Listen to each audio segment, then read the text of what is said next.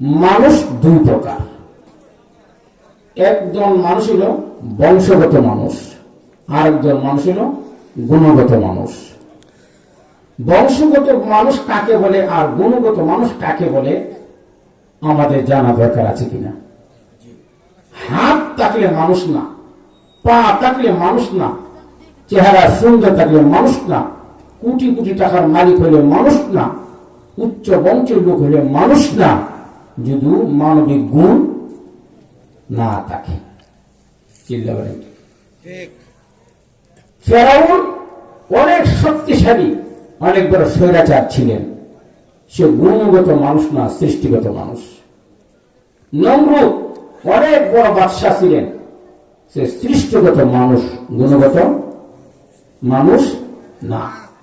আবু জেহেল অনেক বড় লিডার ছিলেন, নেতা ছিলেন, সৃষ্টিগত মানুষ, গুণগত। খাজা আবু তালেব অনেক বড় নেতা ছিলেন, সৃষ্টিগত মানুষ, গুণগত। কারুন অনেক টাকার মালিক ছিলেন, সৃষ্টিগত মানুষ, গুণগত।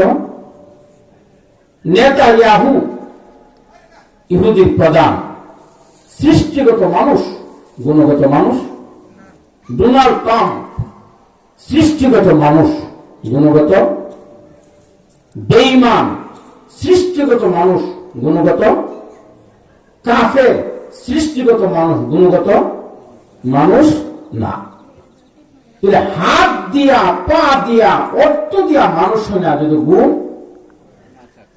गर्भ सूरत आदमी इंसा बुदे, गर्भ सूरत आदमी इंसा बुदे, गौहारत आदमी बेहतर शुदे, गर्भ सूरत आदमी इंसा बुदे, अहमद अबू जहल हम नक्सा बुदे, अग्नियते लाजमास, उदे आगर गुना बाशद हिजमास, उदे आगर गुना बाशद हिजमास, हजरत हबशी मुअज्जिन खैरुल बशर, जिंदगी बर्बाद किया है ना बनाया अपना घर, जिंदगी बर्बाद किया है ना बनाया अपना घर, जुरे जुरे बड़े टिकिना।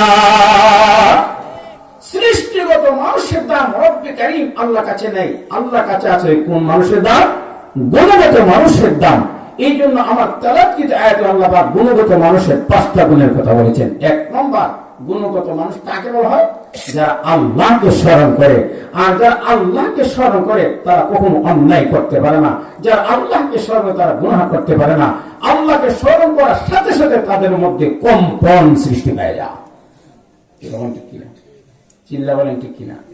এই জন্য আল্লাহর জিকির যার সিনার ভিতরে আছে, আল্লাহ স্মরণ যার অন্তরে আছে, আল্লাহর বিধান মামা যারা পড়ে, এরা মানুষ না, সৃষ্টিগত মানুষ না, এরা হলো গুণগত মানুষ। চিল্লা বলেন ঠিক কিনা?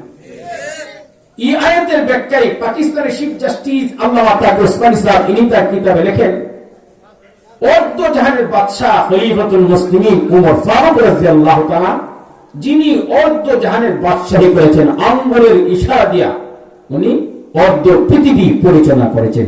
যেরকম ঠিক কিনা? খলিফাতুল মুসলিমিন উমর ফারুক রাদিয়াল্লাহু তাআলা উনি একদিন কোরআনের মূলনীতি, কোরআন কি পর্যন্ত প্রশ্ন, কোরআন কি পর্যন্ত গেল, এটা জানার জন্য, দেখার জন্য উনি রাষ্ট্রীয় পোশাক ছেড়ে সাধারণ পোশাক পরে সিভিল অবস্থায় উনি ইয়ামান দেশে রওনা করেছেন। কোন দেশে? ইয়ামান দেশে। ইয়ামান দেশে রওনা করার পথে যেতে যেতে অনেক দূর গেলেন, ক্লান্ত, যেতে যেতে পানি তৃষ্ণা লাগছে। চিকিয়াল খালি ময়দানে গিয়ে দেখে এক যুবক এক রাখাল বকরি রাখালি করতেছে। খলিফাতুল মুসলিমিন উমর রাদিয়াল্লাহু তাআলা উনি যে প্রধান রাষ্ট্রপতি, এই পোশাক তার ভিতর নাই, সিভিল সাধারণ পোশাক পরে রাখালকে বলে, রাখাল আমি অনেক দূর একজন প্রতীক, একজন মুসাফির, আমার পানি তৃষ্ণা লাগছে, খুব প্রয়োজন, পানি খাওয়ার ইচ্ছা হচ্ছে, পানি তো পাচ্ছি না, তোমার অসংখ্য বকরি দেখা যা, যদি একটু সহযোগিতা করো, যদি একটু ইহসান করো, যদি একটু দয়া করো, তোমার বকরি স্তনতে একটু দুধ যদি আমাকে বের করে দাও, আমি দুধটা খেয়ে আমার পানির তৃষ্ণাটা মিটাই। উমর রাদিয়াল্লাহু বলার সাথে সাথে যুবক এমন একটা দমক মারছে, একটা দমকে উমর 2 হাত দিছে। কিন্তু কারে যে দমক দিছে যদি জানতো দিত চিল্লা বলে কখনো। উমর বলেন তুমি রাগ হয়েছ? রাগ হরই কথা। বলে কেন? আমার দায়িত্ব বুকের রাখালি করা, বুক স্তনে হাত দেওয়ার অনুমতি আমার নাই। আমার ভাই হিমু পাম্পে অর্থ যদি দেওয়া হয় যেভাবে দিবে এইভাবে তার হাতে হ্যান্ড ওভার করবা। কথা যদি বলে ডান বাম তাকায় বলে ভাই একটা কথা বলতেছে আপনার কাছে, এটা যেন কেউ যাতে না জানে। এই কথাও কারো শুধু টাকা আমানত না, তার কথাও আমানত। চিল্লা বলেন ঠিক কিনা? কিন্তু আমরা তো সুযোগ পাইলে যদি বিপদে পড়ে তার সাথে আক্রোশ থাকে ইনশাল্লাহ পারো না। চিল্লা বলেন ঠিক কিনা? আর রহমান ঠিক কিনা? সবচেয়ে বড় আমানতদার ছিলেন আমার নবী মুহাম্মদুর রাসূলুল্লাহ সাল্লাল্লাহু আলাইহি ওয়াসাল্লাম। তার কারণ নবীর প্রশংসা আল্লাহ কোরআনে যেভাবে করছে, কোন নবীর প্রশংসা আল্লাহ কোরআনে আরো যেরকম নবীর প্রশংসা আল্লাহ করছেন। ইন্না আতাইনাকাল কাউসার ফাসাল্লি লিরাব্বিকা ওয়ানহার ইন্না শানিআকা হুয়াল আবতার। আল্লাহ নবীর প্রশংসা করেছেন। আলাম নাশরাহ লাকা সাদরাক ওয়া ওয়াদা'না আনকা বিজরাক আল্লাযী আনকাযা যাহরাক। আল্লাহ নবীর প্রশ্ন করেছেন নুন ওয়াল কলামি ওয়া মা ইয়াসতুরুন মা আনতা বিনি'মাতি রাব্বিকা বিমাজনুন ওয়া ইন্না লাকা লাআজরান গায়রা মামনুন ওয়া ইন্নাকা লাআলা খুলুকিন আযীম। আল্লাহ নবীর ব্যাপক আকারে প্রশংসা করছেন। এত প্রশংসা আল্লাহ কোন নবীর কথা করে নাই। আমাদের নবী মুহাম্মদুর রাসূলুল্লাহ সাল্লাল্লাহু আলাইহি ওয়াসাল্লামের ব্যাপারে যা করেছেন, শুধু নবী আমানতদার ছিলেন না, নবী একজন আমানতদার ছিলেন, একজন সত্যবাদী ছিলেন, একজন উত্তম চরিত্রের মালিক ছিলেন এবং এমন একজন নেতা ছিলেন। 63 বছর হায়াত পেয়েছেন আমার নবী। 63 বছর বয়সের ভিতরে একটা মিথ্যা কথা বলে না। আর আমাদের দেশে নেতারা 63 হায়াত হারে 63,000 মিথ্যা কথা কয়। যখন ঠিক কিনা? এর বাস্তব নির্বাচন আইতেছে, টুফি বাজার সঙ্গে হয়ে যেতেছে, মুসলিম নির্বাচন বাড়তেছে কিনা? চিল্লা বলে ঠিক না? বিভিন্ন জায়গায় কে দেখবে যে ওয়াদা করবো তোমার রাস্তা করে হাল করে, যে মাত্র নির্বাচনে নির্বাচিত হয় তখন হালের জায়গা হালটায় বাংলা বাংলাটা ইডার করে না। তো জনগণ জিজ্ঞাসা এটা কি নির্বাচন আগে যে ওয়াদা করছে ওইটা পলিটিক্স। এটা কোন ঠিক? আর যেরকম পলিটিক্স পলিটিক্স চাইবো ও টিক্সের উপর টিক্স এর না পলিটিক্স। কয়টা মানে কয়টা ওয়াদা দেওয়া লাগে না, নির্বাচনী ওয়াদা এটা বন্ধ করুন যা। চিল্লা বলে ঠিক কিনা? আর বলেন ঠিক কিনা? কিন্তু এই টুপি দাঁড়ি সব কিনতে আমরা কোন টিক্সের উপর টিক্স এর নাম পলিটিক্স। যখন ঠিক কিনা? চিল্লা বলেন ঠিক কিনা?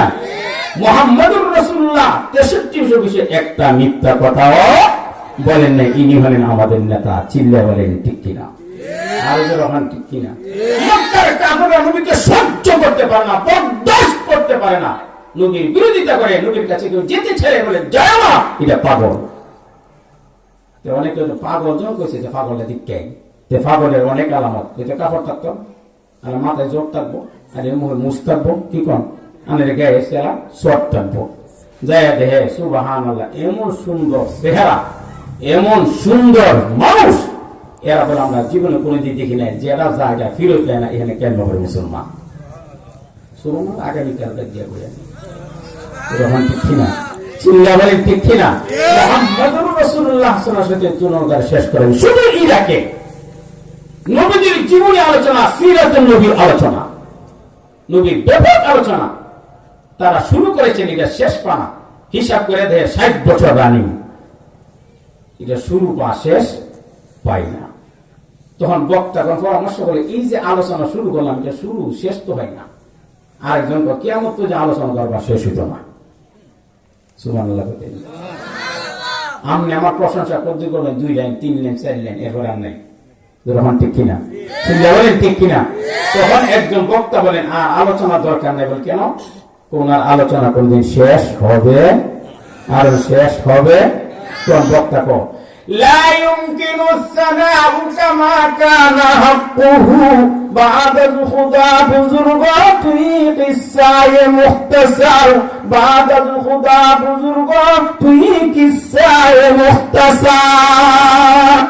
আর আলোচনার দরকার নেই, এই কথাই শেষ কথা।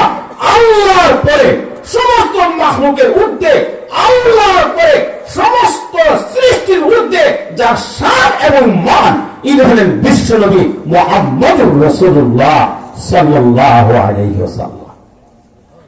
আল্লাহু আকবার, আল্লাহু আকবার। আমার নবী এত সুন্দর ছিলেন, চিল্লা বলেন ঠিক কিনা? আর যখন ঠিক কিনা, জোরে বলেন ঠিক কিনা? আমার নবীর সাথে কোনো তুলনা হতে পারে না। যখন যুবক বললেন আপনাকে আমি দুধ দিতে পারবো না, আমার দায়িত্ব রাখালি করা, আমার দায়িত্ব বকরীর স্তনে হাত দেওয়া, না আমি পারবো না। তো তুমি পারবা না, বলে না পারবো না। তুমি উমর বলেন ঠিক আছে, এই প্রস্তাব প্রত্যাখ্যান করলাম। 2 নম্বর আরেকটা প্রস্তাব দিতে চাই, সেটা হলো তোমার অনেক বকরি দেখা যায়, এতে তোমার সুবিধা হবে, আমারও লাভ হলো। এই জন্য সুরের মাল কিনলে আধা লাভ। সুরের মাল কিনলে, জালাল সাহেবের মোবাইলের দাম 1 লাখ টাকা, যদি চুরি করে নি তাহলে রাস্তা দিচ্ছে নেব 1000 টাকা। এটা তো বাপের কামাই না, আরেকবার প্রফিট মেরে গেছে। ঠিক কিনা?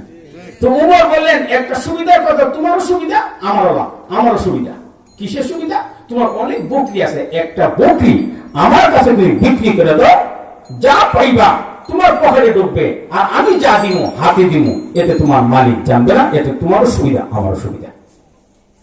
এমন তাকে কৌশল শিক্ষা দিলেন। যুবকরা বললেন এখনো যখন তুমি গেলা না, বল কি তোমার সুবিধা যাইতাম গীতা? আমার মালিক প্রতিদিন বকরি গণনা করে, হিসাব করে, একটা বকরি কম তো উমর শিখাই দেয়, তুমি করবা বাঘে নিচে না। কে নিচে না? আরো জোরে, আরো জোরে বলে, কে নিয়ে নিয়েছে? মুসলমান ভাইরা আমার, যুবক আল্লাহর কসম, আল্লাহ বাবা তুমি শুনো, तमाम মানুষ গোষ্ঠীকে আমি দুঃখ দিতে পারবো, আমি প্রতারণা করতে পারবো, এদিক সেদিক বলতে আল্লাহু আকবার, আল্লাহু আকবার, আমি তোমাকে ফাঁকি দিতে পারবো, মালিককে ফাঁকি দিতে পারবো, কারণ কিয়ামতের মাঠে রব্বি করিম আমি আল্লাহকে ফাঁকি দিতে পারবো না। মুসলমান ভাইরা আমার, ও যুবক শুনলে তোর মালিক কোথায় আর তুমি কোথায়, আমি কোথায়? এর যুবক শুন শুন, তোমার বুঝার ভুল বাকি আছে, এখনো তুমি বুঝতে পারো না এটা তোমার সুবিধা আমার সুবিধা, তোমার মালিক এটা আল্লাহর বান্দা, আল্লাহর কোরআন কিন্তু তালাওয়াত করা নাই। ও হুয়া মাআকুম আইনামা কুনতুম ওয়াল্লাহু বিমা তা'মালুনা বাসীর।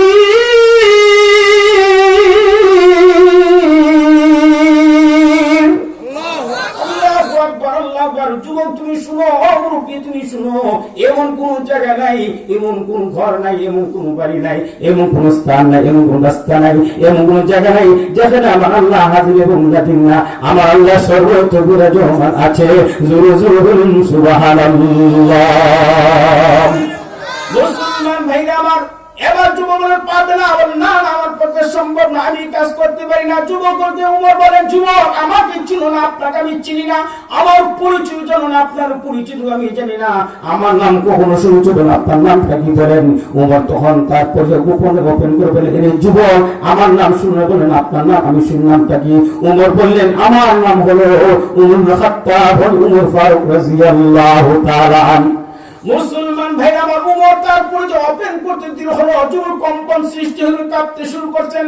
উমরটাকে যুবক তুই ভয় পাস না, তুই কাঁপিস না, তোর মতো যুবক যদি এ দেশে থাকে, তোর মতো রাখা যদি এ দেশে থাকে, এ দেশের মানুষ কোন দুর্নীতি করতে পারে না, এ দেশের মানুষ কোনদিন 2 নম্বরই করতে পারে না, এ দেশের মানুষ কোনদিন আমানত আত্মসাৎ করতে পারে না। এর যুবক শুন, তুই ভয় পাস না, আমি উমর এসেছি। কোরআন কি পর্যন্ত আসছে আমি দেখার জন্য এবার লক্ষ্য করে দেখলাম, কোরআন বকির রাখার চলে আসছে। এ দেশে কোনদিন দুর্নীতি হতে পারে না। জোরে জোরে বলেন ঠিক কিনা? যে দেশে কোরআন আছে, যে দেশে নবীর আদর্শ আছে, যে দেশে কোরআনের শাসন আছে, যে দেশে ইসলামের শাসন আছে, টেন্ডারবাজি চলবে না, সন্ত্রাস থাকবে না, চাঁদাবাজ থাকবে না। কোরআনের শিক্ষার মাধ্যমে, কোরআনের তালিমের মাধ্যমে দেশটা সুন্দর হবে, চাঁদামুক্ত, টেন্ডারমুক্ত দেশ একমাত্র ইসলামে আমাদেরকে উপহার দিতে পারে। চিল্লা বলেন ঠিক কিনা? যখন ঠিক কিনা চিল্লা বলেন ঠিক কিনা। যারা বলে মুসলমান হয়েছি নামাজ পড়বো কেন, মুসলমান নামাজ পড়বো তো যে তোমার বলা লাগবো, বলে মুসলমান নামাজ পড়বো না কেন, নামাজ পড়বো কোরআন আল্লাহ কইছে না, মুসলমান হইলে নামাজ পড়বো কই আছে। আচ্ছা আপনি আমি যে বিয়ে করছি বা আমার শাশারা বিয়ে করছে, এটা কি দিন ভরে লেখা আছে যে বিয়ে করে শাশি আমার শাড়ি দেওয়া লাগবো? এটা কি কাবিনে লেখা আছে যে বিয়ে করে শাশি আমার কসমেটিক দেওয়া লাগবো, সাজগুজ করার জন্য সামানা দেওয়া? এটা কি বিয়ের আগে বা কাবিনে লেখা ছিল? আর যখন কাবিনে লেখা ছিল, যেমনি ভাবে কাবিনে উল্লেখ থাকে না বিয়ে করলে বরণ পোষণ দিতে হয়, শাশি আমার কসমেটিক দিতে, সাজগুজের আসবাব দিতে হয়, যেমনি ভাবে কাবিনে উল্লেখ করা লাগে না মুসলমান হলে কুরআন মানতে হবে, নামাজ পড়তে হবে, বলা লাগে না অটোমেটিক। বলেন ঠিক কিনা, আর যখন ঠিক কিনা। তোমার বললেন যুবক আমি বকরি রাখা নেওয়ার, তোমার বকরির দুধ খাওয়ার জন্য আসি নাই, তোমার বকরি নেওয়ার জন্য আমি আসি নাই, আমি আসছি কোরআন মূলনীতি কি পর্যন্ত আসছে আমি দেখার জন্য, এবং লক্ষ্য করে দেখলাম কোরআন বকরি রাখার পর্যন্ত আসছে। যে দেশে কোরআন বকরি রাখার পর্যন্ত আসতে পারে এই দেশে কোনোদিন দুর্নীতি হতে পারে। আরো জোরে কন, আরো জোরে কন। আমাদের সমাজ এমন অবস্থা সেই হয়ে যায়, আমরা সকলে যুবকরা দিস না বলতে হুজুর রাখুন তার গেলে দাঁড়িয়ে রাখুন লাগবে, দাঁড়িয়ে না রাখলে দাঁড়িয়ে চাপায় রাখবো, বলে না দাঁড়িয়ে রাখতে হবে না, বলে কেমনি কত মসজিদে গেছো নামাজ পড়তে জুমার দিন, সকালে মাথায় টুপি আছে মাথার, তোমার মাথার টুপি নাই, কেমন দেখা যাবো? আমাদের পরিচয় গুণগত মানুষ এক নম্বর পরিচয় এক, ইন্নামাল মুমিনুনা আল্লাযীনা ইযা যুকিরাল্লাহু ওয়াজিলাত কুলুবুহুম। মুসলমান ভাইরা আল্লাহ কাদেরকে বলা হয়, ঈমানদার কাদেরকে বলা হয়, মুমিন কাদেরকে বলা হয়, গুণগত মানুষ কাদেরকে বলা হয়, যে আল্লাহ নাম স্মরণের সাথে সাথে তাদের অন্তরে কম্পন সৃষ্টি হয়ে যায়, এদেরকে আল্লাহ বলা হয়, এদেরকে মুমিন বলা হয়, এদেরকে ঈমানদার বলা হয়, এদেরকে গুণগত মানুষ। জুরুজুরু বলেন ঠিক কিনা। আল্লাহু আকবার, আল্লাহু আকবার। গুণগত মানুষের 2 নম্বর গুণ হলো, গুণগত মানুষ অন্যায় যদি করে ফেলে, আল্লাহু আকবার, আল্লাহু আকবার, অন্যায় গুনাহ যদি করে সে অনুতপ্ত হয়, লজ্জিত হয়। মুসলমান ভাইরা আমার গুণগত অন্যায় যদি তারা বলে আমার অনুতপ্ত হয়, অনুতপ্ত হবে দিদি, লজ্জিত হয়ে দিদি হয়, সম্মানিত হতে দিদি। আল্লাহু আকবার, আল্লাহু আকবার। আল্লাহ মুমিন ঈমানদারকে মাফ করতে দেরি করে না। জুরু জুরু বলেন ঠিক কিনা। আপনারা শুনেছেন মুহাম্মদুর রাসূলুল্লাহ তাবুকের যুদ্ধে যাবে, তাবুকের যুদ্ধে যাওয়ার জন্য কোন একজন সাহাবী হযরত সাইদ বিন আব্দুর রহমান রাদিয়াল্লাহু তাআলা উনাকে নিয়ে উনি যুদ্ধের মাঠে যাবে। তো সাইদ বিন আব্দুর নবীকে প্রস্তাব দিলেন, ও সাইদ বিন আব্দুর রহমান তুমি আমার সাথে যুদ্ধে যাবা। ইয়া রাসূলুল্লাহ যুদ্ধে যেতে আমি অসম্মতি না, সম্মতি আছে, তবে আমার একটা কথা, আমার পরিবারে আমি একা আর আমার পরিবার একা, তৃতীয় বলতে আর কেউ নেই। আমি যদি যুদ্ধের মাঠে আপনার সাথে চলে যাই আমার বাড়ি দেখাশোনা করবে কে? মুহাম্মদুর রাসূলুল্লাহ সাল্লাল্লাহু আলাইহি ওয়াসাল্লাম সাইদ বিন আব্দুর রহমান বলেন তুমি যদি রাজি হও তোমার বাড়ি দেখো, তোমার ভাই হযরত সালাবাতুল আনসারী রাদিয়াল্লাহু তাআলা উনাকে তোমার বাড়ি পাহারা দেওয়ার দায়িত্ব তার হাতে আমি অর্পণ করব। হযরত সালাবাতুল আনসারী বলেন যদি সাইদ বিন আব্দুর রহমান তা যদি করা হয় তাহলে আমি এতে একমত আছি, আমি রাজি আছি। এই কথা বলার পরে সাইদ বিন আব্দুর রহমান বললেন তুমি আমার সাথে চলে যাও। সাইদ বিন আব্দুর রহমান নবীজি তাবুকের যুদ্ধে চলে গেলেন, এদিক দিয়ে বাড়ি দেখাশোনার দায়িত্ব দিলেন হযরত সালাবাতুল আনসারী রাদিয়াল্লাহু তাআলা। শুধু বাড়িটা পাহারা দিবে, বাড়ির ভিতরে ঢোকার অনুমতি, আর যখন শুধু দেখাশোনা কি আছে অনুমতি আছে। তখন সালাবাতুল আনসারীদের দায়িত্ব দিয়া ওনারা যুদ্ধের মাঠে চলে গেলেন। এই দিক দিয়া সালাবাতুল আনসারীদের বাড়ি দেখাশোনা করে শয়তান, ও সালাবা শুধু বাড়ির বাইরে তুমি ঘোরাফেরা করো, বাড়ির ভিতরে কত সুন্দর কত সুন্দর রূপসী নারী আছে, এটা কি তোমার একবারও স্মরণ হয় না? শয়তান ওয়াসওয়াসা দিছে, শয়তান কুমন্ত্রণা দিছে। এই দোয়ার করে হযরত সালাবাতুল আনসারী টিকতে পারে নাই, শয়তান ওয়াসওয়াসা শয়তান কুমন্ত্রণা বাড়ির ভিতরে প্রবেশ করেছেন। প্রবেশ করতে যায় ঘরের ভিতরে প্রবেশ করেছেন, আন্দর মহলে প্রবেশ করলেন। হযরত সাইদ বিন আব্দুর রহমানের বিবি খুবই রূপসী ছিলেন, খুব সুন্দর ছিলেন, তার হাতে টাচ করলেন। টাচ করার সাথে সাইদ বিন আব্দুর বিবি ও সালাবা তোমার দায়িত্ব এটা না, তোমার দায়িত্ব বাড়ির ভিতরে না, তোমার দায়িত্ব বাড়ির বাহিরে দেখাশোনা করবা। তুমি আমার হাতে যে টাচ করলা আমি পর নাই। সাইদ বিন আব্দুর রহমানের বিবি তোমার কি আল্লাহর ভয় কি তোমার সিনাতে নাই? সুবহানাল্লাহ। এই কথা বলার সাথে সাথে সাইদ বিন আব্দুর রহমানের বিবি সালাবাতুল আনসারী ভয় পাইয়া একবার হাত ছেড়ে গর্তে বের হয়ে গেলেন। বের হওয়ার পর উনি শুধু ঘরে না, এই এলাকাতে নেই, জঙ্গলাই থেকে উনি কান্দে আর সেজদার মধ্যে ধরে কান্দে, আল্লাহ আমার তুমি মাফ করো, আমার তুমি মাফ করো। যুদ্ধ বিরতি করে সাইদ বিন আব্দুর রহমান রাদিয়াল্লাহু আনহু বাড়িতে আসছেন। আসার পরে দেখা যায় সালাবা বাড়ির আঙ্গিনাই নাই।